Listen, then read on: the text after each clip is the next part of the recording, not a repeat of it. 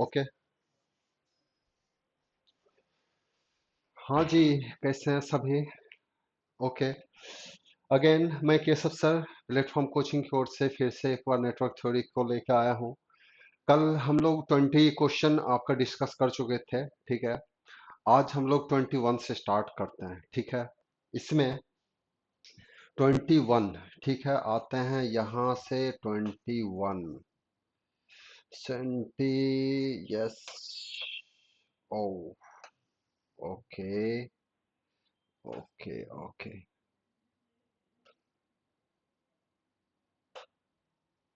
22, 21, ठीक है। क्वेश्चन देख रहे हैं आपका, क्लियर है। ये 16 वोल्ट आपका बैटरी सोर्स है आपका। यहाँ से 20 ओम हो गया रेजिस्टेंस, करंट हो गया 3 एम्पियर, वोल्टेज है 10 वोल्ट, 80 ओम रेजिस्टेंस, 15 एम्पियर, ये ठीक है। पूछा जा रहा है find the value of V X due to 16 volt this. Colour change कर लें बच्चा। तो इसमें बोला गया है क्या कि Vx आपको बताना है कितने वोल्टेज सोर्स के लिए, 16 वोल्टेज सोर्स के लिए सिर्फ, ठीक है। इसमें एक दो तीन वोल्ट, तीन सोर्स है, एक वोल्टेज सोर्स और दो करंट सोर्स। तो हमको इसमें करना क्या है कि आपको सिर्फ अगर 16 वोल्ट के लिए बोला गया है तो हम आपका अप्लाई करेंगे सुपरपोजिशन थ्योरम। तो according to superposition theorem, if two or more, अगर दो या दो से अधिक वोल्टेज सोर्स या करंट सोर्स सर्किट में है, तो हम जिसको एजम्पशन कर रहे हैं, अगर मान लीजिए इसमें दो करंट सोर्स और एक वोल्टेज सोर्स, तो हमको अगर 6 वोल्टेज सोर्स के लिए बोला गया है कि इस वोल्टेज सोर्स को अगर रखें तो उस केस में ये Vx का मान क्या होना चाहिए। तो हमको क्या करना पड़ेगा, अकॉर्डिंग टू सुपरपोजिशन लगाते हैं। तो करंट सोर्स जो दो बचे हैं बाकी और ये वोल्टेज सोर्स है, तो करंट सोर्स को क्या करना पड़ेगा, शॉर्ट, और वोल्टेज सोर्स को क्या करना पड़ेगा, करंट सोर्स को करना पड़ेगा ओपन, और वोल्टेज सोर्स को क्या करना पड़ेगा आपका, शॉर्ट सर्किट। बिल्कुल आसान है, ठीक है। तो हम इसमें यहां से ये कर दें ओपन और ये कर दें शॉर्ट, तो सर्किट हमारा क्या क्या बचेगा सर्किट में, ये बचेगा, ये बचेगा और ये बचेगा। ये तो ओपन हो जाएगा, ये भी ओपन होगा और ये शॉर्ट हो जाएगा। तो इसके अकॉर्डिंग हमारा क्या होना चाहिए, तो हम एक यहां से स्लाइड ले लें। तो ये हमारा क्या बचेगा, ये एक वोल्टेज सोर्स बचेगा, ये यहाँ पर रेजिस्टेंस होगा, ये आपका यहाँ का पार्ट ओपन हो जाएगा, फिर यहाँ का पार्ट शॉर्ट हो जाएगा क्योंकि वोल्टेज सोर्स था, फिर यहाँ पर एक पार्ट ओपन होगा, ये वोल्ट करंट सोर्स था, और एक रेजिस्टेंस लग जाएगा यहाँ पर ऐसा। कौन कौन सा रेजिस्टेंस है देख लीजिए। इसमें जो रेजिस्टेंस था वो था आपका 80 ओम, 20 ओम, 16 वोल्ट। तो हम यहाँ से क्या लिखेंगे इसमें, 16 वोल्ट तो ये है 20 ओम, ये हो गया 80 ओम। क्लियर हो गया। यहाँ से हमको पूछा है सिर्फ इसके अक्रॉस बताइए Vx का मान क्या होगा, ठीक है। तो देखिए करंट जो यहां से जाएगा वो ऐसे होके आ जाएगा ऐसा, यानी इसके अंदर में हमारा यहाँ से ये जो करंट होगा ये दोनों में जाएगा, यानी ये दोनों क्या है, सीरीज में है। अब ये दोनों अगर सीरीज में है तो हमारा वोल्टेज डिवीजन रूल पढ़े थे कि अगर सीरीज सर्किट में आपका यहाँ से सीरीज सर्किट में वोल्टेज अगर हमको इसके अक्रॉस निकालना है, तो इसका रेजिस्टेंस बटे इन दोनों का सम, जो टोटल रेजिस्टेंस हो उसका सम, गुना जो टोटल सप्लाई वोल्टेज है ये। तो हम Vx का मान लिखें तो कितना लिखेंगे, ये लिखेंगे 20 बटे, ये हो गया 20 प्लस 80 गुना, ये हो गया 16। तो इसको अगर ये करेंगे तो ये क्या होगा, 20 बटे 100 गुना 16, 20 पंचे 100, तो कट जाएगा 16 बटे 5, 16 बटे 5 को भागा दीजिएगा, 5 तिया 15, एक 5 दुना 10। तो हम ऑप्शन देख लेते हैं क्या है, 4.2 volt, 3.2 volt, 2.3, answer is 3.2 volt. Clear है, सिंपल सा है।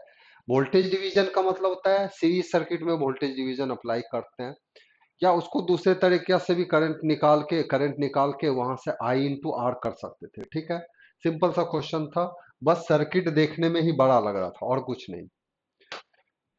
नेक्स्ट क्वेश्चन आते हैं। बोल रहा है find the value of node voltage. ये वोल्टेज पूछा जा रहा है, that is the node voltage. बोल दिया यहाँ पर, ये दे दिया है करंट का मान इस तरह से ऐसा।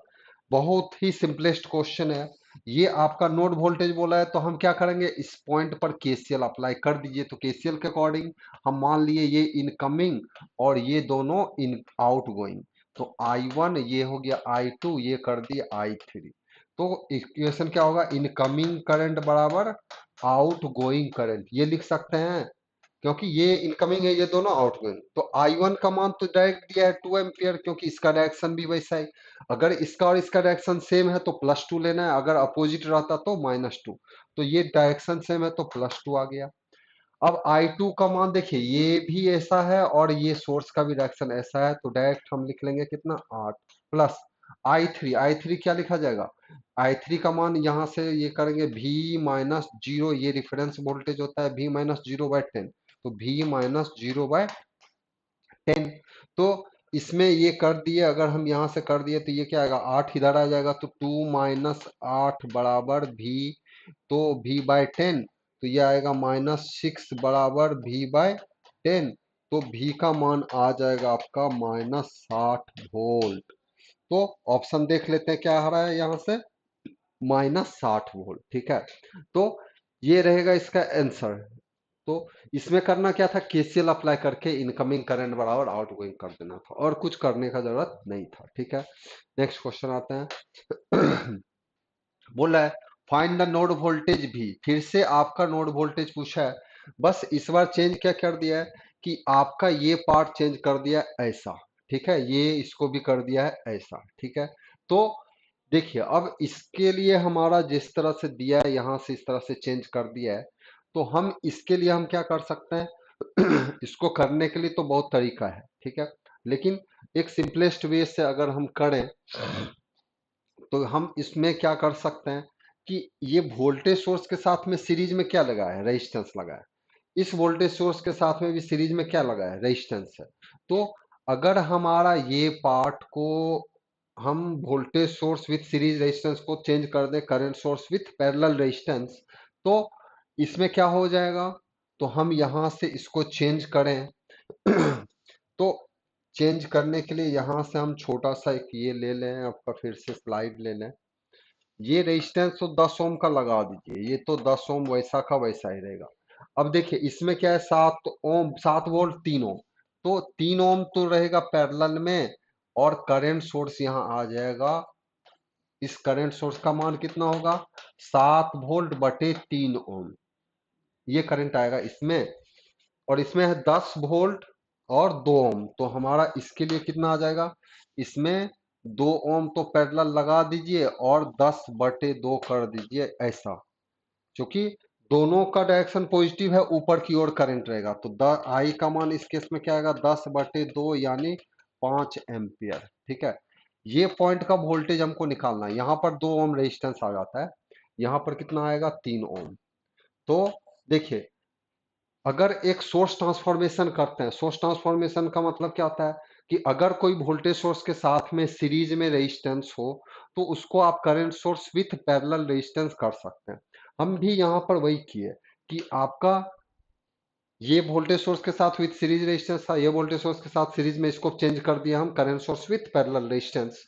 तो इसको ये चेंज करने पर हमारा हम क्या पाते हैं कि ये आ गया 5 एम्पियर, ये आ गया 7/3 एम्पियर, ये 3 ओम। अब इस पॉइंट पर आपका केसीएल हम लगा दें, केसीएल हम लगा दें ना, ये इनकमिंग, ये इनकमिंग, ये सब एक ही नोड है ना, एक नोड हो गया, और ये सब आउटगोइंग कर दीजिए। तो करंट कौन कौन सा आ रहा है, 7/3 और दिस। तो इनकमिंग में ये सनो है I1 I2, और आउटगोइंग में है I3 I4 I5, ये सबको आउटगोइंग कर दीजिए। तो केसीएल के according I1 + I2 incoming current बराबर आउटगोइंग, I3 + I4 + I5।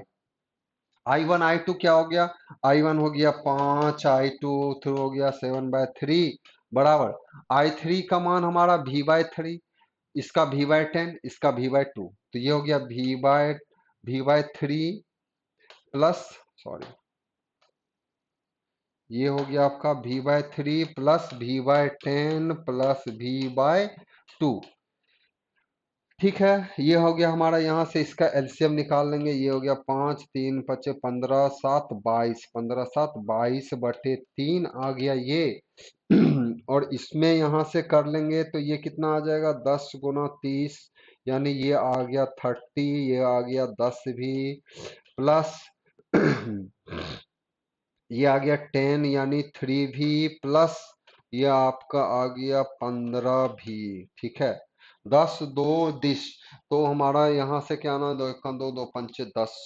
ठीक है, तो 5 दिए 15 2 30। ठीक है, अब इसमें ये करने पर क्या इतना आ रहा है, 15 10 25 3 28, यानी इसको जब हम सॉल्व कर रहे हैं तो ये आ रहा है 22 ये आया 10 3 13, 15 10 3 13 और 15 28 भी बटे 30 बराबर 22/3। 3 से कट गया, 3 दह के 30, 10 उधर चला गया तो 28 भी बराबर 220। ठीक है, तो भी बराबर कितना आ रहा है, 5 अठे 40, 5 अठे 40, 5 दूना 10, 2 12।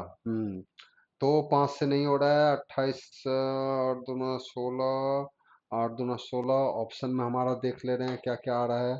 ऑप्शन में आपका ये दिया है 1 वोल्ट, 2 वोल्ट, 3 वोल्ट, 4 वोल्ट। अच्छा, तो इसमें हम देखते हैं 220 को 28 से डिवाइड करें तो क्या हो रहा है यहाँ से करने पर, ये आपका आ गया V/2, V/10, और ये हो गया यहाँ से इतना, ये 10 ही है ना, 20। ओहो, ये 2 ओम है, 1 ओम है, 1 ओम दिया है ना, ये 3 ओम है, सॉरी, यहाँ पर हम लोग गलती कर दिए हैं, यहाँ पर ये सिर्फ 1 ओम है ना, तो 1 ओम लेना चाहिए था। तो 1 और 2 का ये आपका आ जाएगा कितना, ये हो गया, ये आपका ये हो गया, यहाँ से ये हटा दीजिए, ये कर देंगे। ओहो, ये थोड़ा सा गड़बड़ हो गया है, इसको थोड़ा सा फिर से करना पड़ेगा हम लोग को। ठीक है, देखिए ये आपका कितना आना चाहिए, ये आ रहा है 3 और 2 का, ये हो गया 6, 6। तो 3 यानी 2 भी प्लस 6 भी प्लस 3 भी बराबर 6 3 9 2 11। ठीक है, तो यहाँ से करने पर हमारा ये हो जाएगा कितना, ये कर देना है इतना, ये इसको हटा दीजिए। ठीक है ठीक है ठीक है, हो गया हो गया। ओके, ठीक है, तो ये हो गया 11 यानी 22, 11, 22/3 बराबर 6 3 9 2 11/6 भी, 11 दूना 22, 3 दूना 6, 2 इधर आ गया तो आपका आ गया 2 दूना 4, यानी ये आ जाएगा 4 वोल्ट आंसर। ठीक है, क्या आ गया यहाँ से, 4 वोल्ट इसका आंसर आ गया। ठीक है, कुछ करने का जरूरत नहीं था, आप बस उसको सोर्स ट्रांसफॉर्मेशन चेंज कर देते, केसीएल अप्लाई कर देते, इनकमिंग करंट बराबर आउटगोइंग लिख दिए।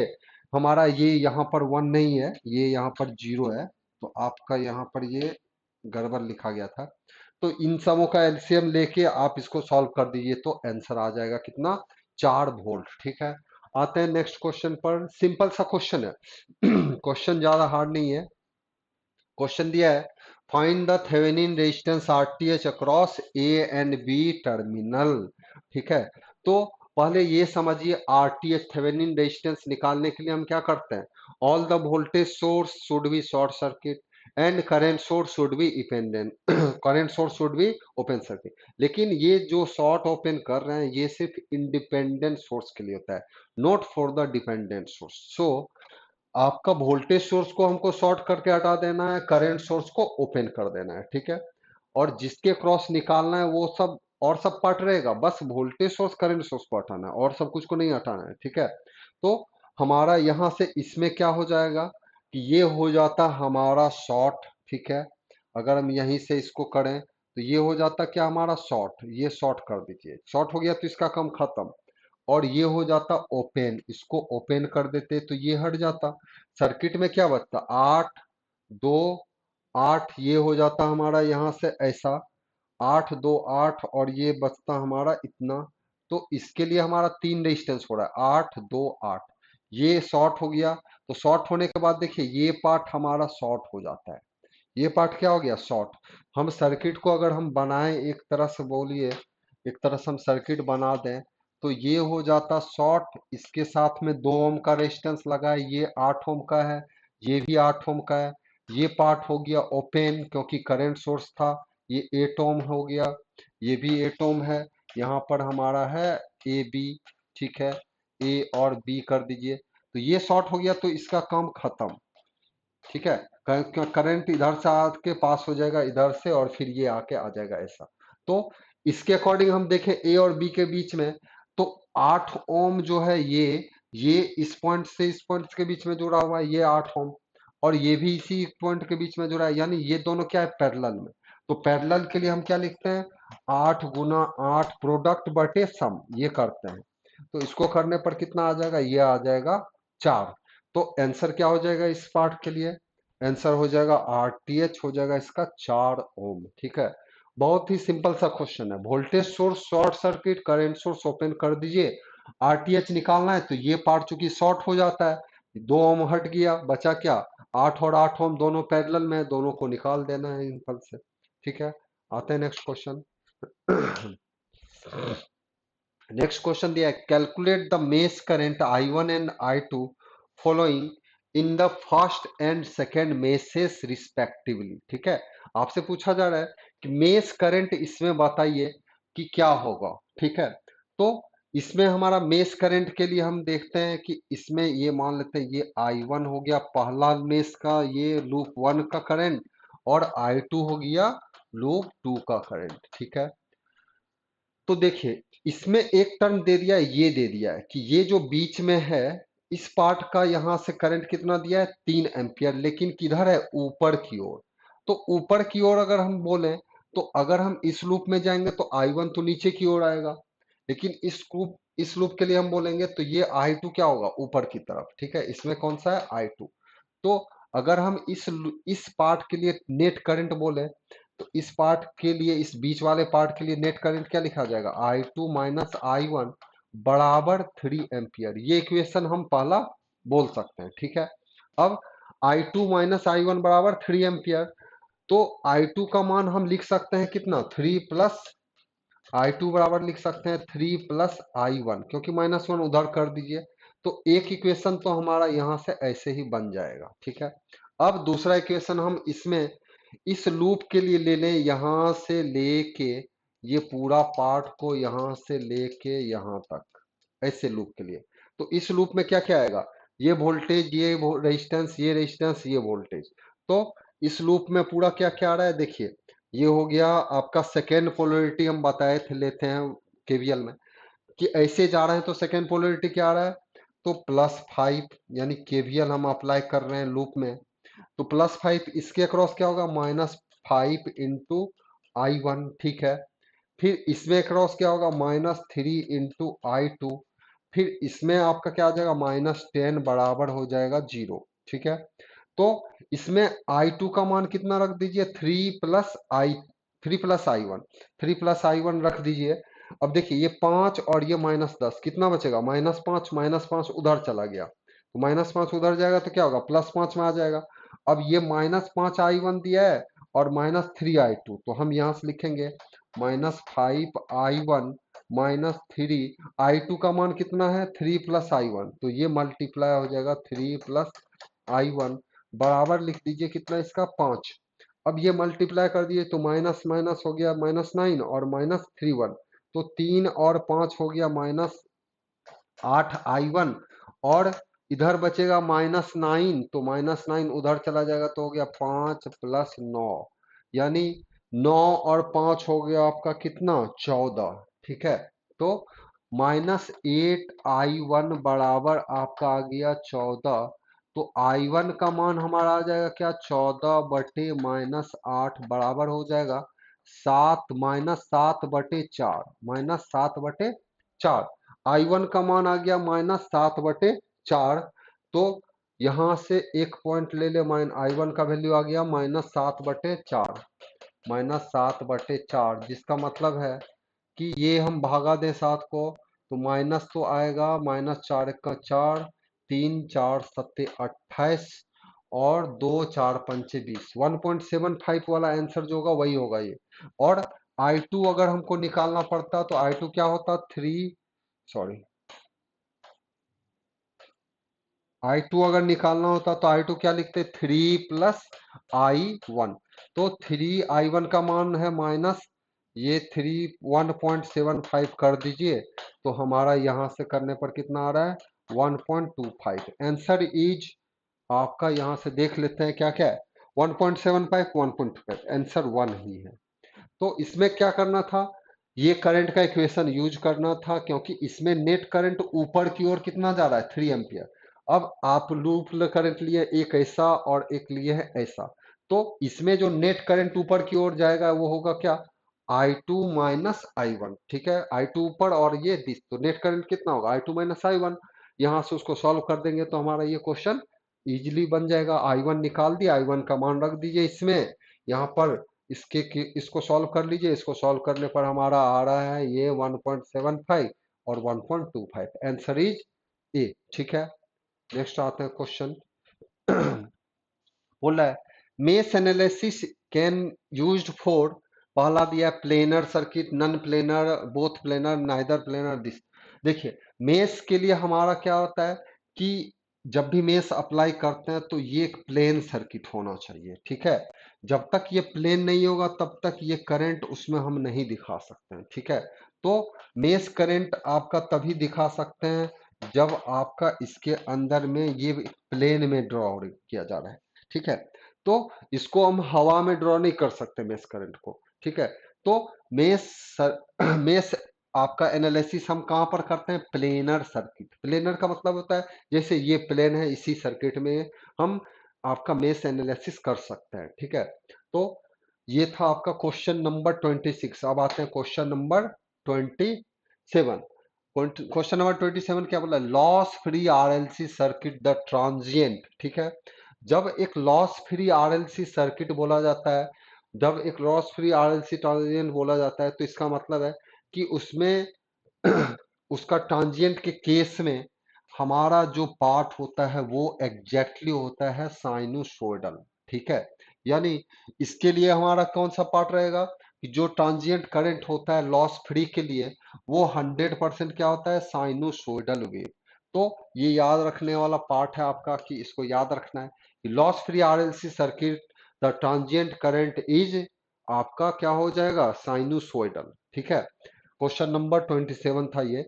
अब आते हैं क्वेश्चन नंबर 28। ठीक है, क्वेश्चन है in any linear network the element like inductor, resistor and capacitor always क्या बोल रहा है, any linear network. Linear network का मतलब होता है कि ऐसा नेटवर्क जिसके अंदर वोल्टेज या करंट या कोई भी फिजिकल पैरामीटर चेंज करे लेकिन उसके रेजिस्टर, इंडक्टर, कैपेसिटर में चेंज ना हो, that circuit is known as the linear circuit. ठीक है, तो एक लीनियर एलिमेंट हम बोलते हैं या लीनियर नेटवर्क का उसको बोलते हैं जिसका आरएलसी चेंज नहीं करता हो by changing the voltage, current और टेम्परेचर।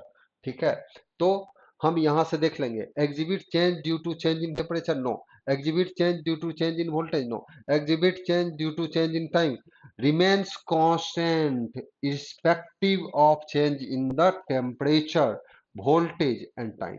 यानी आपका रिमेन्स कांस्टेंट रहेगा, यानी चेंज नहीं कर रहा है आरएलसी का मान आपका, चाहे वोल्टेज चेंज करे, टेम्परेचर चेंज करे, चाहे वो टाइम चेंज कर रहे हैं।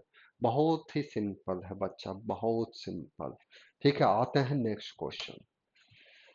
Question number 29, what should be done if the dependent source, dependent current and voltage source are present in a circuit while applying superposition theorem.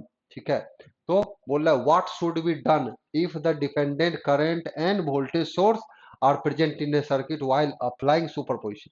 हमको पता है कि सुपरपोजिशन थ्योरम के केस में आपका ये सुपरपोजिशन थ्योरम बोला जाता है क्या, कि ऐसा थ्योरम जिसमें मिनिमम दो वोल्टेज या दो करंट सोर्स या हो या दोनों हो सकता है, तो दो या दो से अधिक हो तब हम सुपरपोजिशन लगाते हैं। लेकिन कैसा सोर्स हो, that is the independent voltage source. तो इंडिपेंडेंट सोर्स का मतलब होता है जो किसी पर डिपेंड नहीं करता हो, दैट इज द बैटरी हो या आपका बैटरी हो या आपका सर्कल टाइप का एक मतलब बना हुआ रहता है, that is known as the independent source. तो हम इंडिपेंडेंट सोर्स में वोल्टेज सोर्स को हटा सकते हैं, शॉर्ट सर्किट करंट सोर्स को हटाते हैं, ओपन सर्किट से। लेकिन डिपेंडेंट सोर्स को नहीं हटा सकते, क्योंकि डिपेंडेंट सोर्स डिपेंड करता है सर्किट के पैरामीटर के ऊपर। अगर उसको हटाएंगे तो सर्किट के ऊपर का पैरामीटर के का पार्ट में भी कुछ चेंजिंग हो सकता है। तो हम यहां से क्या बोलेंगे कि जब भी डिपेंडेंट सोर्स हो तो आपका देखेंगे replace them by open circuit, no. इसमें replace them by no, keep in their original form without replacing by either open circuit, yes. इसमें हम डिपेंडेंट सोर्स को छेड़ नहीं सकते हैं। तो superposition does not apply on the super dependent source. Dependent source does not आपका change, dependent source can not be remove. Dependent source को हम नहीं हटाएंगे सर्किट के अंदर से। आप सुपरपोजिशन लगाते भी हैं तो डिपेंडेंट सोर्स को रखना पड़ेगा, ठीक है। ये है सबसे सिंपलेस्ट वे। अब आपको ये समझ लेना है कि सुपरपोजिशन जब आए तो सिर्फ इंडिपेंडेंट सोर्स को आप हटा सकते हैं, बैटरी हटा दीजिए, ठीक है, लेकिन आप डिपेंडेंट सोर्स को नहीं हटा सकते हैं, ठीक है। ये था क्वेश्चन नंबर 29। आते हैं क्वेश्चन नंबर 30। 30 क्या दिया है? Which is the correct sequential order of step to be undertaken while applying Thevenin theorem. देखिए, थेवेनिन थ्योरम के लिए पहला क्या बोला जाता है कि थेवेनिन थ्योरम हम क्यों यूज करते हैं? थेवेनिन थ्योरम हम यूज करते हैं to find the load voltage, sorry load current. तो लोड करंट को फाइंड करने के लिए हमको फाइंड करना पड़ता है लोड का, जिस टर्मिनल के क्रॉस आपका लोड लगा रहता है उसके क्रॉस का वीटीएच फाइंड करना है, यानी थेवेनिन वोल्टेज, जिसको हम ओपन सर्किट वोल्टेज भी बोलते हैं। फिर आपका आरटीएच फाइंड करते हैं। आरटीएच यानी हो गया थेवेनिन रेजिस्टेंस, यानी जिस टर्मिनल के क्रॉस बोला जाए उसके क्रॉस हमको आरटीएच फाइंड करना रहेगा। तो उसको रिमूव करना पड़ता है इस तरह से। तो हम वोल्टेज सोर्स आपका जब वीटीएच फाइंड करेंगे तो सभी पैरामीटर वही रहेगा, बस लोड हट जाएगा, ठीक है, जिसके क्रॉस बोला गया। आरटीएच फाइंड करना है तो आपका वोल्टेज सोर्स शुड भी शॉर्ट सर्किट, करंट सोर्स को ओपन कर देना है। फिर जिस टर्मिनल के क्रॉस आपका वो लोड हटा था उसके क्रॉस इक्विवेलेंट रेजिस्टेंस निकालना है। तो ये ऑप्शन में दिया रहता है इस तरह से। देखिए क्या दिया, calculation of Thevenin equivalent voltage.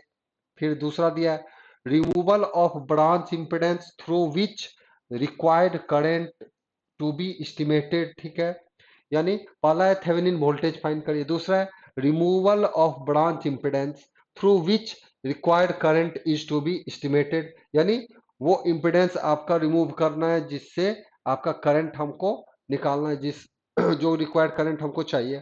फिर estimation of equivalent impedance between two terminals of the branch, यानी इक्विवेलेंट इंपीडेंस फाइंड करना है दो टर्मिनल के बीच में। फिर चौथा क्या है, estimation of branch current bye scheme representation of Thevenin equivalent circuit, ठीक है। तो हमारा यहां से देखिए पहला क्या दिया है कि पहला क्या है, removal of branch impedance through which required current is to be estimated. तो पहला होना चाहिए कि पहले तो आप लोड को हटा दीजिए, लोड हटाएंगे तभी तो वो ओपन सर्किट होगा ना, और वो ओपन होगा तभी तो आप वीटीएच फाइंड करेंगे। तो पहले आप क्या करिए कि पहला तो रिमूवल ऑफ ये कर दीजिए, ठीक है। तो पहला देख लीजिए बी वाला ऑप्शन कहाँ है, बी वाला यहाँ पर भी है और यहाँ पर भी है। तो ये सीक्वेंस में हमारा आपका ऑर्डर में होना चाहिए सिक्वेंशियल, तो बी होगा। अब ये भी हो सकता है, ये भी हो सकता है। अब देखिए दूसरा पार्ट में क्या है, दूसरा इसमें दिया है, तीसरा में दिया है सी में estimation of equivalent impedance between two terminals of the branch, यानी अगर हमारा मान लीजिए ये सर्किट है, ये आपका इंपेडेंस है, इसके क्रॉस बोला है ये है लोड इंपेडेंस, इसके क्रॉस बोला है कि आप थेवेनिन वोल्टेज आपका, इसके क्रॉस लोड करंट फाइंड करना है।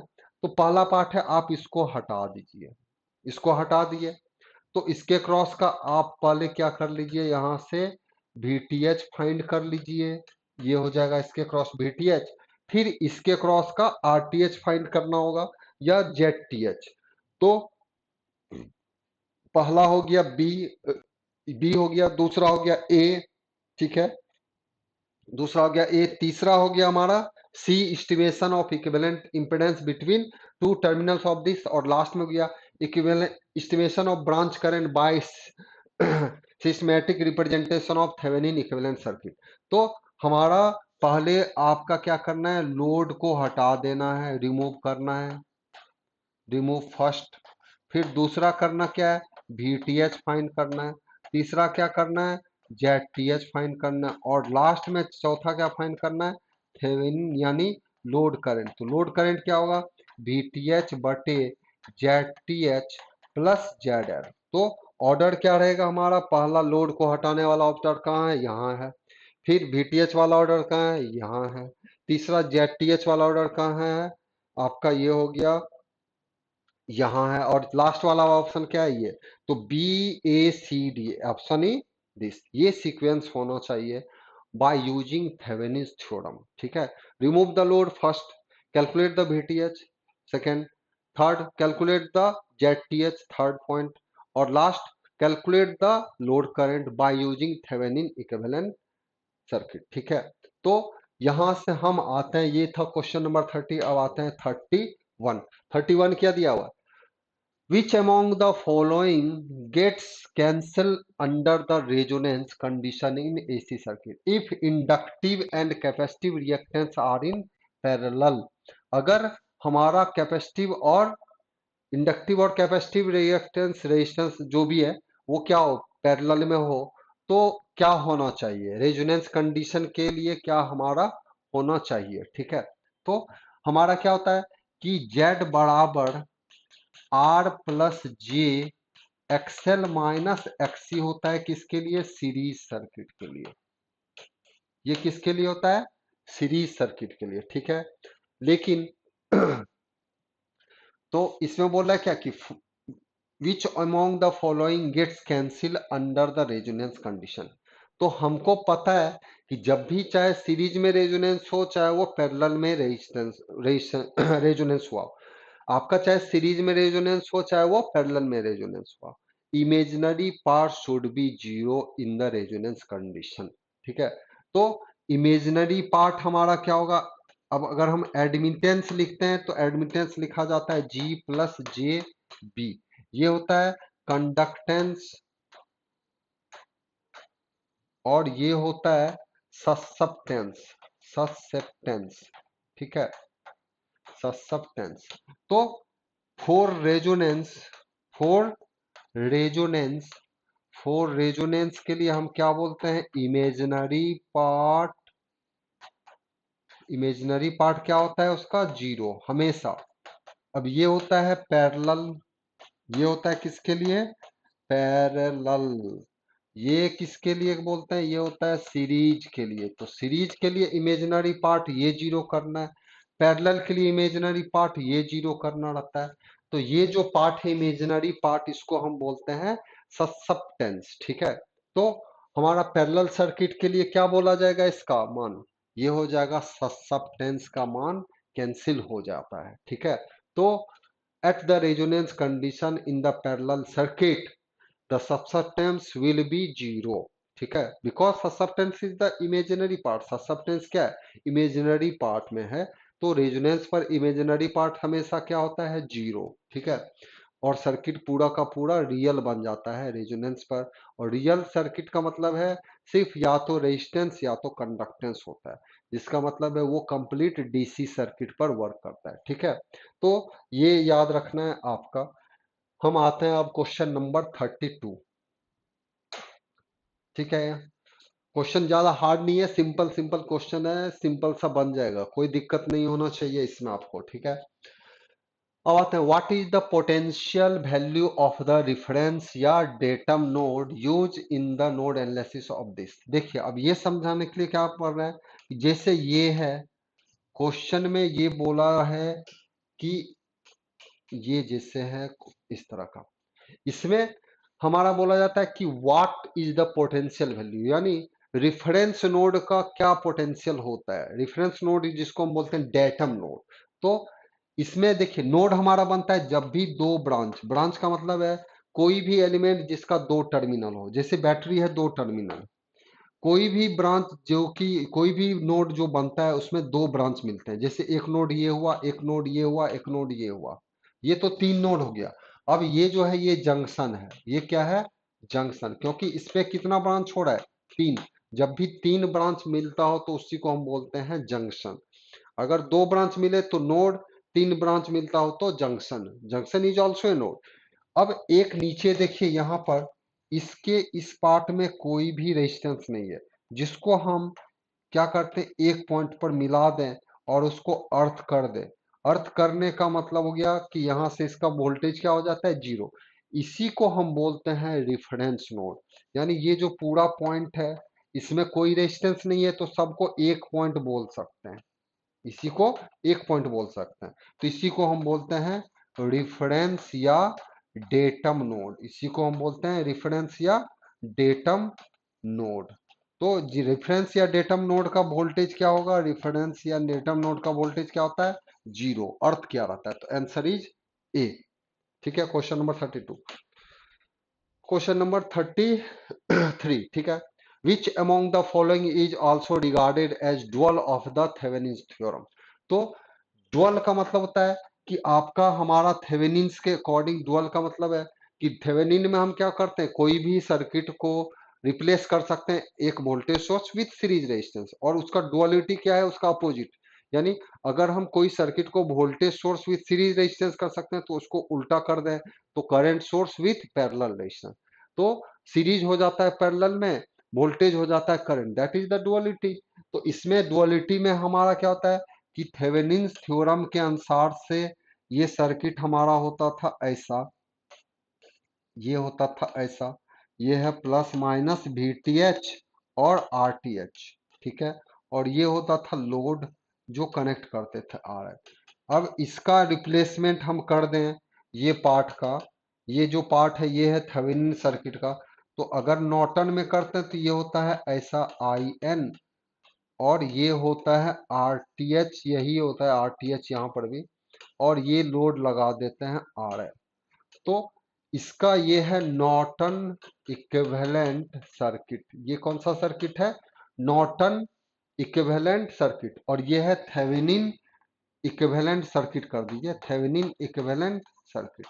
तो इसमें वोल्टेज सोर्स को किससे रिप्लेस कर दे रहे हैं, करंट सोर्स से। तो आंसर हमारा क्या हो जाएगा, नॉर्टन इक्विवेलेंट, नॉर्टन थ्योरम से रिप्लेस हो जाता है। कौन सा थ्योरम, थेवेनिन थ्योरम।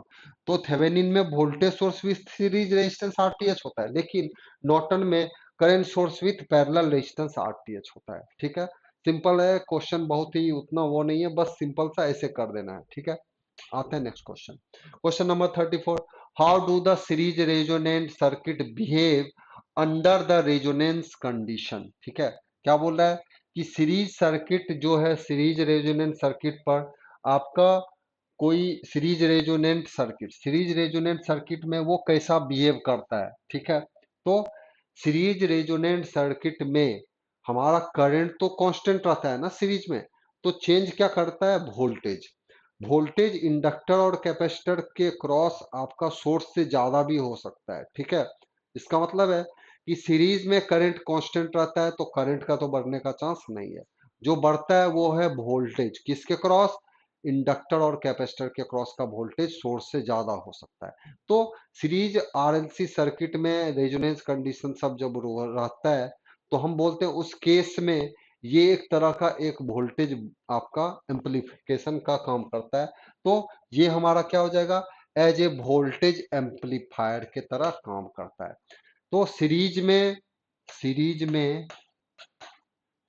सर्किट में सीरीज सर्किट वोल्टेज एम्पलीफायर का काम करता है at resonance, at resonance and in parallel circuit, and in parallel circuit, parallel circuit में in an parallel circuit the current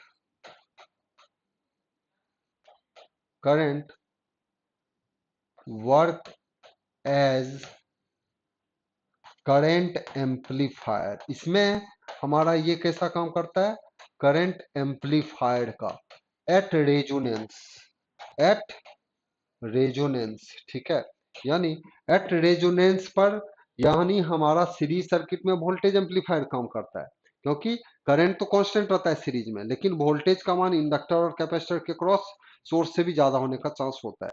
और आपका पैरेलल सर्किट में क्या होगा कि वोल्टेज तो पैरेलल में कांस्टेंट रहता है, लेकिन उसमें वोल्टेज जो होगा इंडक्टर कैपेसिटर से, सॉरी करंट जो होगा इंडक्टर कैपेसिटर में, उसका मान फिर से वो बोला जाए कि वो एम्पलीफाई हो जाता है, काफी ज्यादा हो जाता है सोर्स के करंट सबसे, ठीक है। तो ये रहेगा, इसका आंसर क्या होगा, voltage amplifier, answer is D, ठीक है। नेक्स्ट क्वेश्चन आते हैं 35, क्या दिया है, the current lead supply voltage if A series resonant circuit exhibit its operation, ठीक है, क्या बोल रहा है, the current lead supply voltage if A series resonant circuit exhibit its operation. तो करंट लीड कब करता है सीरीज सर्किट में, हमारा यहां से सीरीज सर्किट में जेड होता है R plus J XL minus XC, ठीक है। हम इसमें क्या बोलेंगे कि अगर एक्सएल ज्यादा हो गया किससे, एक्सी से, तो सर्किट बन जाता है inductive, that is the lagging, ठीक है। तो एक्सएल ज्यादा तब होता है, एक्सएल का मतलब क्या होता है, ओमेगा एल ज्यादा होगा किससे, ओमेगा सी से। ओमेगा एल ज्यादा तब होगा जब हमारा यहाँ से सप्लाई का जो जो फ्रीक्वेंसी होगा रेजोनेंस फ्रीक्वेंसी के बड़ा बड़ा हो जाए, यानी जब रेजोनेंस, जब सप्लाई का फ्रीक्वेंसी रेजोनेंस फ्रीक्वेंसी के बराबर होता है तब तो रेजोनेंस हो जाता है, यानी एक्सएल बराबर एक्ससी हो जाता है। लेकिन जब हमारा सप्लाई का फ्रीक्वेंसी रेजोनेंस से ज्यादा हो तो इंडक्टिव इफेक्ट हो जाता है, ठीक है। और जब हमारा यहां से क्या हो, सप्लाई का फ्रीक्वेंसी, ठीक है, सप्लाई का फ्रीक्वेंसी रेजोनेंस से कम हो तो कैपेसिटिव का इफेक्ट ज्यादा हो जाता है।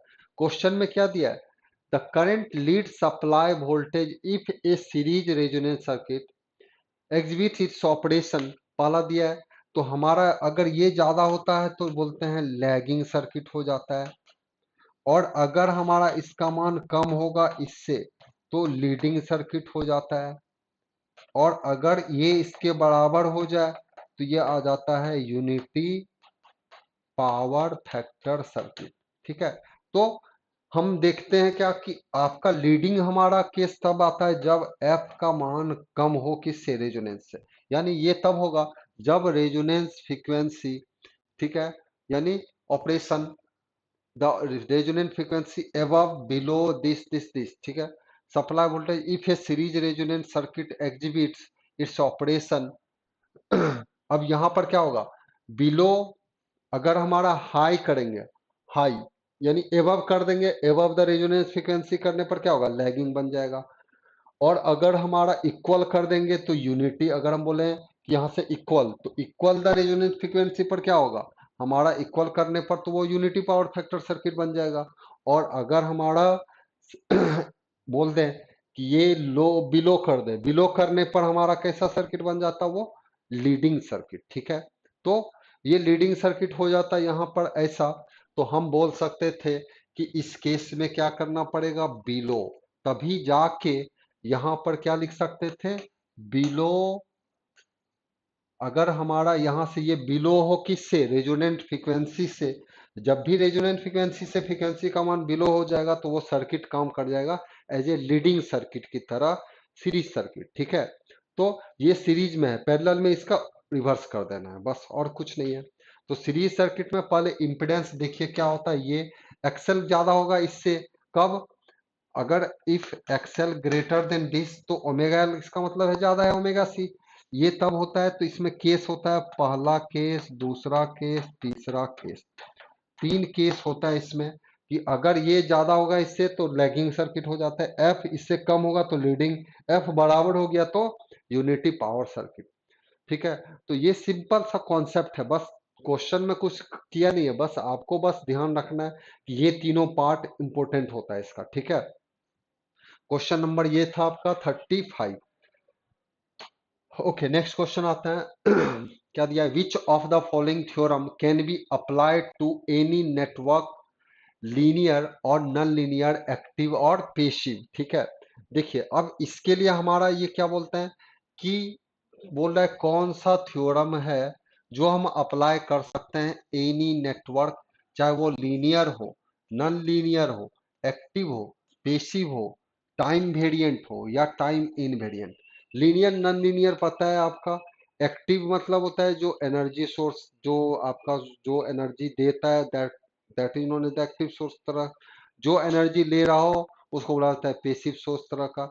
टाइम के साथ में वेरिएशन जो हो रहा हो जिसमें ऐसा वो सर्किट हो, टाइम के साथ में नहीं वेरिएशन हो रहा है, टाइम इनवेरिएंट सर्किट बोल देता है। तो ऐसा पार्ट के लिए हम बोलते हैं कि थेवेनिन नॉर्टन सिर्फ लीनियर पर ही लगता है, खासकर ये दोनों खासकर लीनियर रहे तब।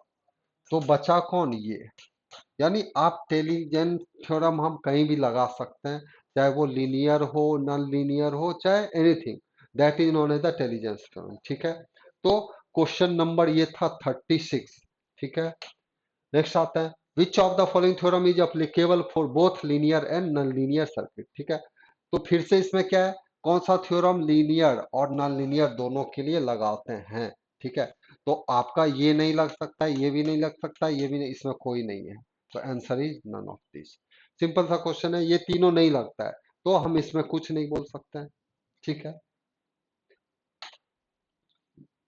ठीक है, अब आते हैं, बोल रहा है two ideal voltage source of unequal output voltage can not be placed in. अगर हम दो वोल्टेज सोर्स, ठीक है, ये 20 वोल्ट और ये 10 वोल्ट लगा दिए, बोले कि इसके क्रॉस का आउटपुट वोल्टेज बताइए आप क्या होगा, इसके क्रॉस का आउटपुट वोल्टेज बताइए क्या होगा। तो हम बोलेंगे कि the two ideal voltage source of the unequal output voltage can not be placed इन। इसको हम पैरेलल लगा सकते हैं, नहीं। अब पढ़े हैं पैरेलल में वोल्टेज इक्वल होता है, इसका मतलब है कि जब भी दो आइडियल वोल्टेज सोर्स हो और दोनों अनइक्वल अमाउंट में हो तो उसको हम नहीं अप्लाई कर सकते हैं पैरेलल में, उसको हम नहीं कनेक्ट कर सकते हैं पैरेलल में। ठीक है, तो ये आपका रिमेंबर रखना है, तो हम क्या लिखेंगे, ये आपका कनेक्ट नहीं रहना चाहिए पैरेलल में। ठीक है, तो answer is B, question number 38। Question number 39 क्या दिया है, dependent source are dash types. Dependent source हम बोलते हैं ये आपका जैसे ये सोर्स है, ठीक है, ये होता है वोल्टेज सोर्स और ये होता है करंट सोर्स, इसका सिंबल इस तरह से रहता है। तो ये वोल्टेज सोर्स है और ये है करंट सोर्स, तो इसमें पहले ये प्लस माइनस से ये समझ लीजिए क्या है, ये वोल्टेज सोर्स, ये है वोल्टेज सोर्स। ठीक है, और इससे क्या समझ लीजिए, ये क्या है आपका करेंट सोर्स। ठीक है, करेंट सोर्स। अब देखिए ये वेरिएबल सोर्स होता है, ये क्या होता है वेरिएबल, ये दोनों वेरिएबल है। अगर हम यहां पर लिखें 2Vx लिख दिए तो इसका नाम क्या बोला जाएगा, इसका नाम बोला जाएगा, पहले तो ये वोल्टेज सोर्स है, प्लस माइनस है तो वोल्टेज सोर्स, लेकिन कैसा नाम होगा इसका, ये वोल्टेज से कंट्रोल होने वाला है, ये वेरिएबल है, तो इसका नाम क्या हो जाएगा, वोल्टेज कंट्रोल वोल्टेज सोर्स। ठीक है, और अगर हम ये ना दे के हम लिख दे 2Ix तो इसका नाम हो जाता क्या, करेंट से कंट्रोल होने वाला वोल्टेज सोर्स। तो इसका मतलब ये दो तरह से लिख सकते हैं, या तो वोल्टेज के फॉर्म में या तो करंट के फॉर्म में, लेकिन बोला जाएगा वोल्टेज सोर्स से, लेकिन कैसा कंट्रोल होने वाला, एक वोल्टेज से कंट्रोल होता है और एक करंट से। उसी तरह से इसमें ये करंट सोर्स है, तो इसमें अगर हम लिख दें 2Vx तो इसका नाम हो गया वोल्टेज कंट्रोल करंट सोर्स, और अगर हम लिख दें 2Ix तो इसका नाम हो गया करेंट कंट्रोल करंट सोर्स। तो दो ये भी है, दो ये भी है, तो टोटल कितने हुए, दो और दो चार, तो हम यहां से लिख देंगे इसका मान हो गया चार। तो पहला यहां से कौन कौन सा है चार, ये देख लीजिए, पहला है आपका वोल्टेज कंट्रोल वोल्टेज सोर्स, क्या नाम है, वोल्टेज कंट्रोल वोल्टेज सोर्स। दूसरा है करेंट कंट्रोल वोल्टेज सोर्स। तीसरा कौन सा लिखेंगे, वोल्टेज कंट्रोल करंट सोर्स, ये सोर्स दिखाता है। और लास्ट में क्या है, करेंट कंट्रोल करेंट सोर्स। तो ये चार टाइप का डिपेंडेंट सोर्स होता है। क्लियर हो गया ये, ओके। नेक्स्ट आते हैं question number 40। In case of dependent voltage या current source the value of this voltage current source depend on, ठीक है, देखिए in case of dependent voltage या करंट सोर्स, अगर सर्किट में कहीं भी डिपेंडेंट वोल्टेज या करंट सोर्स हो तो the value of this voltage source और डिपेंड्स अपॉन, ये वोल्टेज या करंट सोर्स का क्या होगा, कहीं ना कहीं सर्किट में मेंशन किया रहता है। ठीक है, वो कहीं ना कहीं मेंशन कर दे, तो इसका मतलब है द वोल्टेज या current source of any external circuit. ठीक है, डिपेंड्स अपॉन वोल्टेज या current source of an external circuit. दूसरा क्या दिया है, वोल्टेज या current source present somewhere in the circuit, यानी ये चीज दिया है, वोल्टेज या करंट सोर्स प्रेजेंट समवेयर, कहीं वो मेंशन कर देगा। जैसे आपका ये जैसे यहाँ पर है, ये आपका दिया है यहाँ से ऐसा, ये आपका कर दिया प्लस माइनस, ये Vx लिख देगा, ये प्लस माइनस ये 5Vx है, तो ये Vx कहाँ लिखा है, ये यहाँ पर लिख देगा आपका। इसका मतलब है कि ये डिपेंडेंट वोल्टेज सोर्स जो है आपका, इसका वोल्टेज कहीं और मेंशन कर दिया है यहाँ पर, तो लिखा है क्या, voltage current source present somewhere where in the circuit. तो ये कहीं भी मेंशन कर सकता है वहां पर वो चीज को, ये मेंशन करना पड़ेगा। यहाँ पर अगर Vx है तो सर्किट में कहीं भी वो Vx लिख सकता है, यहाँ भी लिख सकता है, कहीं और सर्किट में भी लिख सकता है, तो वो Vx कहीं ना कहीं मेंशन करेगा 100%। ठीक है, तो आंसर इज बी। क्लियर है? ओके, नेक्स्ट क्वेश्चन है find the I naught and V naught in the above circuit. ठीक है, ये आपका दिया है आई इंटू डेल्टा, ये हो गया आपका 3 इंटू आई डेल्टा। देखिए क्वेश्चन वही दिया गया है, ये है आई नोट। ठीक है, ये 10 ओम है, क्वेश्चन दिया है ये 300 वोल्ट है। आपका क्वेश्चन पूछ रहा है आई नोट का मान बताइए और वी नोट का मान बताइए। देखिए बताए थे कि डिपेंडेंट सोर्स यहाँ दिया है 3 I नोट, ये कहीं और भी मेंशन है, यहाँ पर भी दिया है आई डेल नोट दिया है, ये आई डेल नोट है, यहाँ पर भी आई डेल नोट दिया है, ये करंट अलग है। तो इसमें वोल्टेज दे दिया है 300 वोल्ट, तो हम इसको सॉल्व करेंगे तो क्या करेंगे, इस पॉइंट पर केसीएल लगा दीजिए, तो ये इनकमिंग और ये दोनों आपका दिखा दीजिए आउटगोइंग। तो इसमें इनकमिंग I1 I2 और ये कर दीजिए I3। तो क्या लिखेंगे, I1 बराबर I2 प्लस I3। I1 का मान हमारा क्या लिखेंगे, ये वोल्टेज माइनस ये वोल्टेज बटे 3।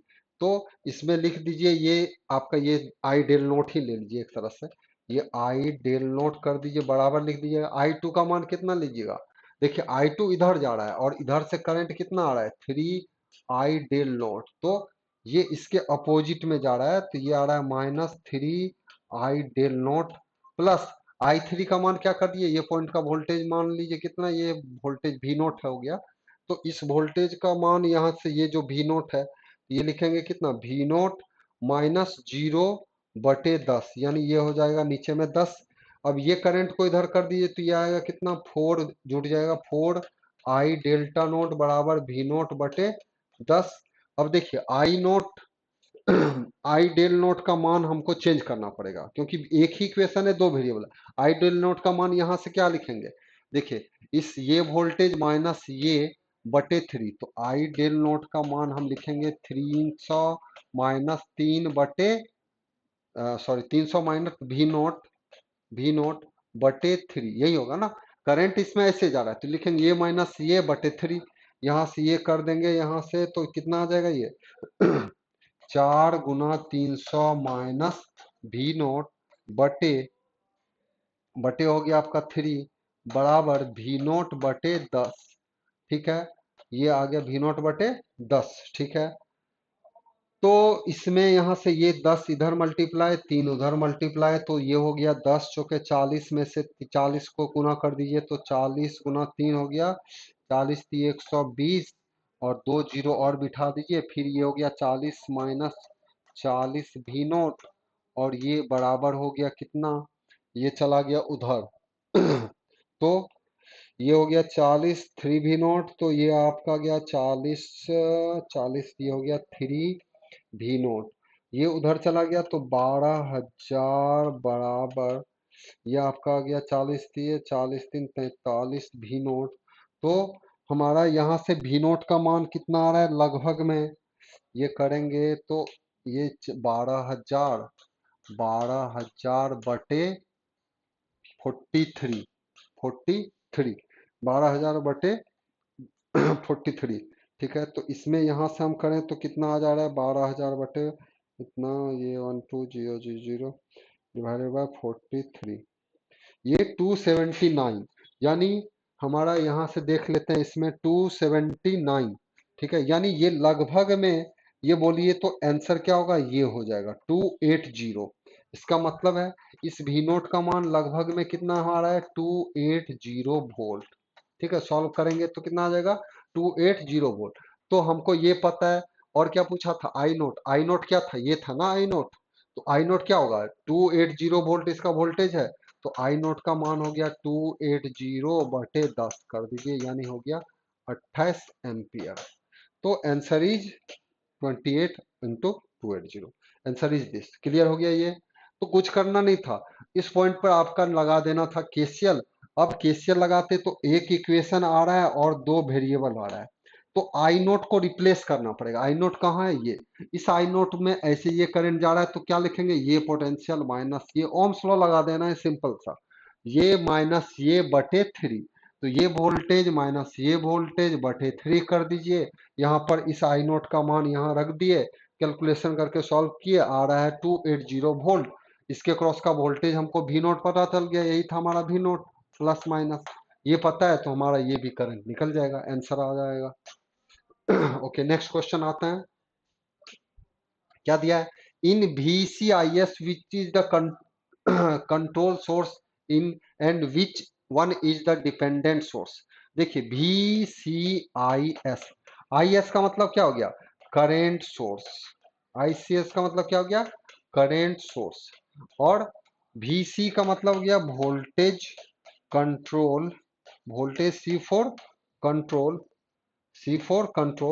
तो कंट्रोल तो क्या आपका आ रहा है, वोल्टेज कंट्रोल करंट सोर्स। तो वोल्टेज कंट्रोल करंट सोर्स, देखिए वोल्टेज कंट्रोल, तो वोल्टेज कंट्रोलर आई हो गया उसका डिपेंडेंट सोर्स, तो करंट डिपेंडेंट सोर्स हो गया। तो आंसर क्या हो गया इसका, ए। ठीक है, question number 42। Question number 43, if there are 5 nodes then the number of nodal equation क्या होना चाहिए। याद रखिए, अगर नोड आपका 5 हो तो नंबर ऑफ नोडल इक्वेशन ये कितना होता है, n-1, यानी ये कितना होगा, 5 - 8, यानी कितना हो गया, 4। ठीक है, यानी अगर 5 नोड है तो 4 उसका नोडल इक्वेशन बन सकता है। ठीक है, तो ये आपका आता है नेक्स्ट। अब इसमें क्या दिया है, n-2 नोडल वोल्टेज दिया हुआ है। ठीक है, n-2 नोडल वोल्टेज इक्वेशन दिया हुआ है।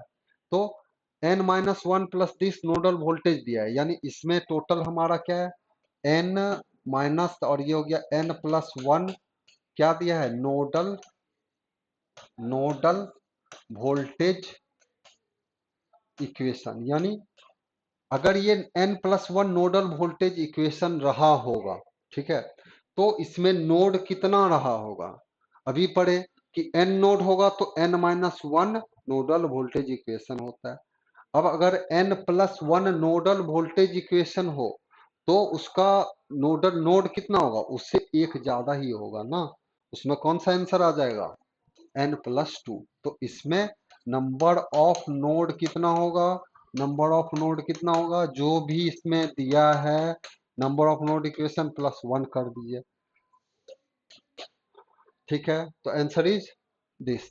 ठीक है, नेक्स्ट आता है, बोल रहा है there are 13 branch in the complicated network and nearly 8 node, कितना node, 8 node, how many equations are required, solve the circuit by the node voltage method.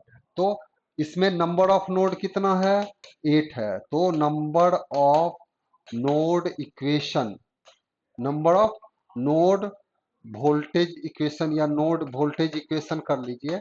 Node voltage equation अभी फिर से कितना पढ़े थे, n-1, यानी 8 - 1 कितना हो गया, 7।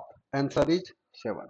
कुछ ज्यादा वो नहीं था इसमें, बस number of node voltage equation क्या होता है, उससे एक कम। ठीक है, और कुछ करने का जरूरत नहीं।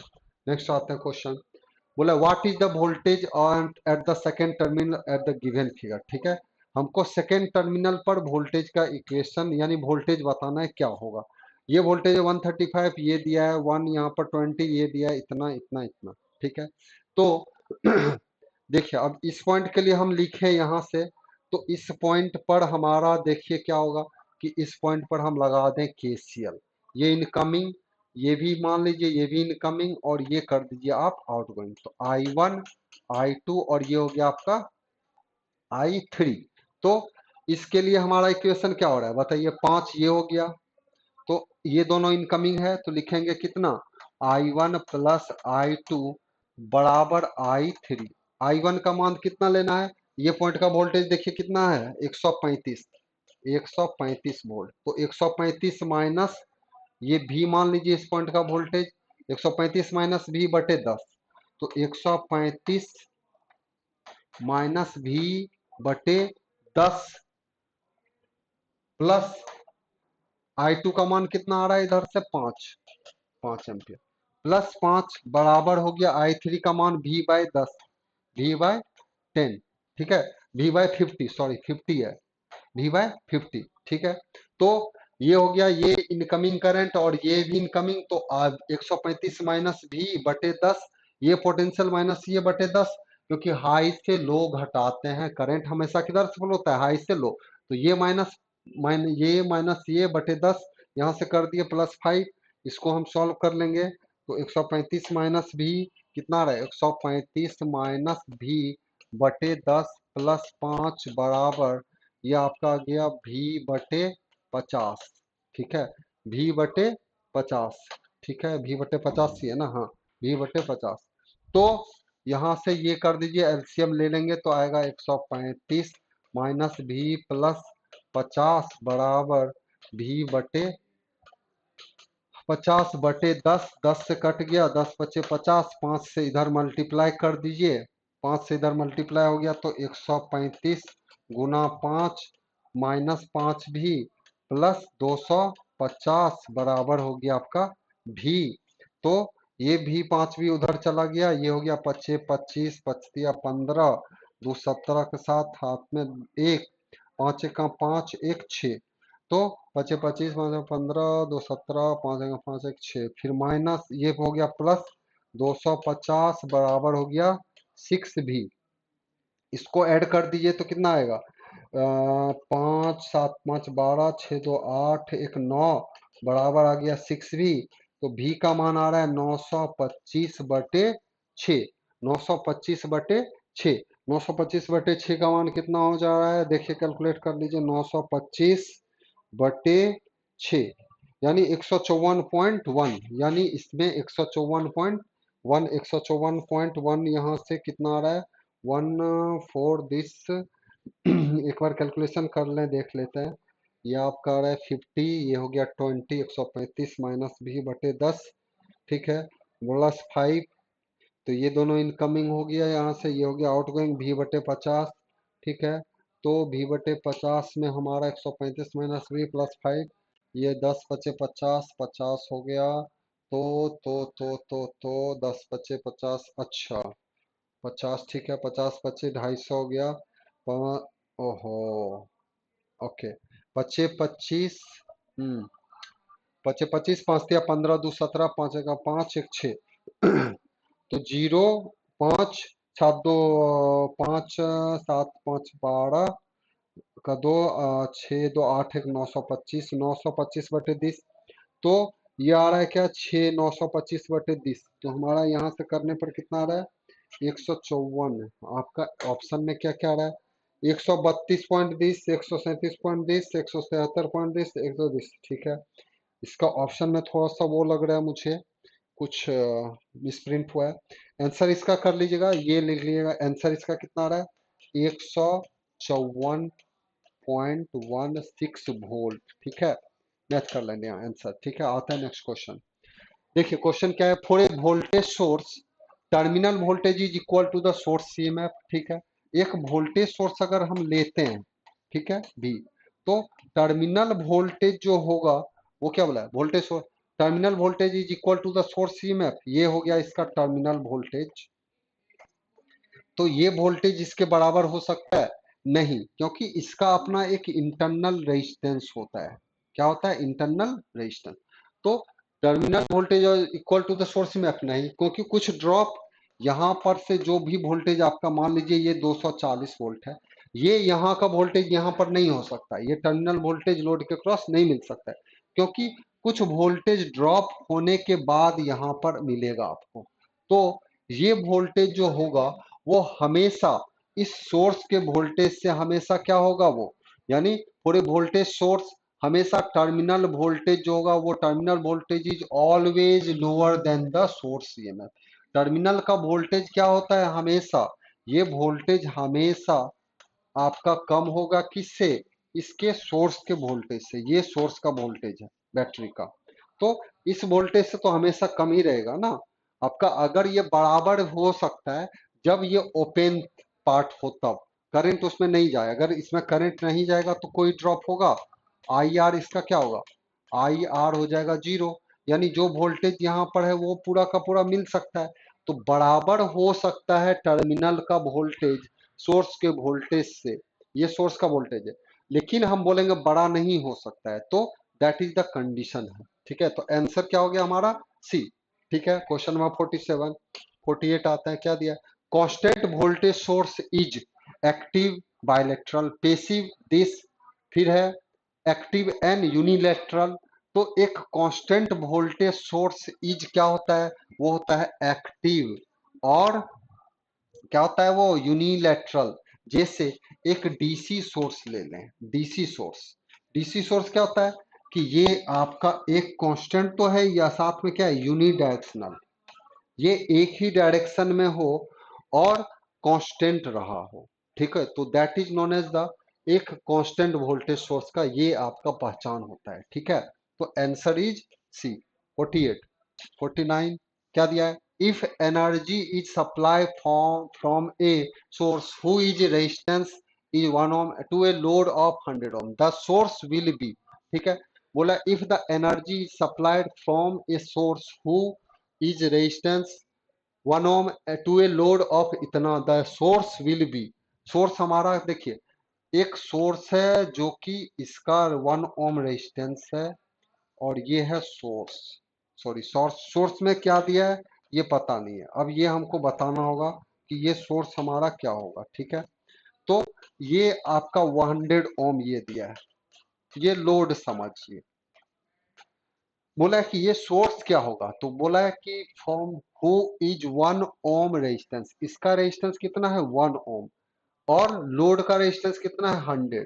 तो एक यहाँ पर हमारा क्या पड़ता है कि जब एक वोल्टेज सोर्स है तो उसमें एक आइडियल वोल्टेज सोर्स होने के लिए उसका इंटरनल रेजिस्टेंस जो होता है सीरीज में वो होता है जीरो, लेकिन एक करंट सोर्स लें तो उसका आइडियल करंट सोर्स होने के लिए उसका इंटरनल रेजिस्टेंस होता है इन्फिनिटी। तो आपका इन्फिनिटी तो बहुत ज्यादा रेजिस्टेंस हो गया, इसका मतलब है कि जरूर ये वोल्टेज सोर्स रहा होगा, क्योंकि इसका सीरीज रेजिस्टेंस बहुत कम होना चाहिए, क्योंकि इसका तो कम दिया ही है 1 ओम दिया है, तो 1 ओम इसका सोर्स का रेजिस्टेंस दिया है, यानी जरूर ये कौन सा होगा, ये वोल्टेज सोर्स ही होगा। दैट इज द कैसा वोल्टेज सोर्स, ये हो गया वोल्टेज सोर्स ही होगा, करंट सोर्स नहीं होगा। अगर ये बोल देता कि इनफाइनाइट रेजिस्टेंस यहाँ होता तो हम बोलते हैं उसमें करंट सोर्स, ये आपका देता या 10 किलो ओम दे दिया, that is known as the current source. ठीक है, ये था क्वेश्चन नंबर 49। अब आता है क्वेश्चन नंबर 50। क्वेश्चन नंबर 50 क्या है, the terminal across the source are dash if current source is to be neglected. ठीक है, अगर हमारा करंट सोर्स बोला the terminal across the source are dash, ठीक है, if current source is to be neglected, तो बोला open circuit, short circuit, replace by capacitor, replace by source resistance. तो जब हमारा एक करंट सोर्स को हटाते हैं, तो एक करंट सोर्स को जब हम हटाते हैं तो कैसे हटाते हैं, एक सोर्स हमारा करंट सोर्स को जब हटाया जाता है तो उसको हम हटाते हैं कैसे, एज ए ओपन सर्किट से करके। ठीक है, तो हमारा सर्किट में करंट सोर्स जब हटता है, ये करंट सोर्स को जब हम हटाते हैं सर्किट सब में, तो ये एक तरह का ओपन सर्किट बन जाता है। ठीक है, यानी ये सुपरपोजिशन सब में भी पढ़ेंगे, थेवेनिन में भी पढ़े थे कि जब एक करंट सोर्स को हम रिमूव करते हैं तो करंट सोर्स हमेशा replace by A open circuit. ठीक है, और सीरीज आपका voltage source should be replaced by A short circuit, लेकिन विथ इंटरनल रेजिस्टेंस के साथ में। ठीक है, तो यहां से ये हो गया कि इसका आंसर कर देना आपका ओपन सर्किट। तो ये था क्वेश्चन नंबर 50। तो नेटवर्क थ्योरी का ये 50 क्वेश्चन आपका कंप्लीट हो गया है। ठीक है, तो इसमें आपका ये सब जो जो पार्ट आपको इसमें जो जो पार्ट इसमें कुछ कुछ प्रॉब्लम हो रही है आपको, आप कमेंट्स बॉक्स में आप लिख सकते हैं, वो मैं चेक करूंगा आपका। ठीक है। और भी कुछ क्वेश्चन है जो कि आपका कुछ और भी नहीं हो सकता है। ठीक है। लेकिन इसमें से जो जो मोस्ट प्रोबेबल मुझे लगा, मैंने आपका सिलेक्ट करके एक तरह से ये क्वेश्चन डिस्कस किया आपका नेटवर्क का। ठीक है। तो अब हमारा जो नेक्स्ट पार्ट आ रहा है दैट इज द वो आ रहा है मैग्नेटिक सर्किट। कौन सा आ रहा है? मैग्नेटिक सर्किट, जिसमें मैंने 50 क्वेश्चन सेलेक्ट किया है। तो अब नेक्स्ट क्लास में आपसे फिर से मुलाकात होगी। मैं केशव सर अब आप लोगों से नेक्स्ट क्लास में मिलूंगा मैग्नेटिक सर्किट के क्वेश्चन के साथ में। आपके जो भी प्रॉब्लम है आप जरूर एक बार यूट्यूब के साथ में आप जब भी आप वीडियो को देखें तो आप उसमें एक बार जरूर कमेंट्स बॉक्स में लिख दें, ताकि प्रॉब्लम क्या है मुझे भी थोड़ा सा पता चल सके। ठीक है। ओके दोस्त, तो मिलते हैं फिर से हम लोग कल नेक्स्ट क्लास में मैग्नेटिक सर्किट के साथ। ठीक है। See you, good night, okay bye bye.